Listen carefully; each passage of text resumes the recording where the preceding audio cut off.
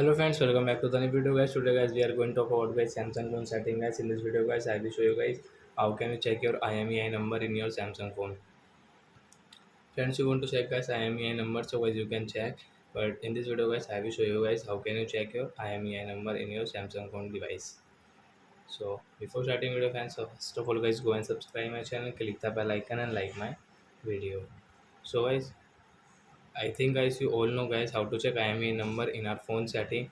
As you can check in about phone setting, but guys, I will show you guys how can you check IMEI number from your dial pad. So we will open our dial pad. Then guys click on guys your keypad and guys star has 06 has. Then guys you can see guys your IMEI number in your Samsung phone. So like that guys you can check your IMEI number 1, IMEI number 2 in your Realme phone.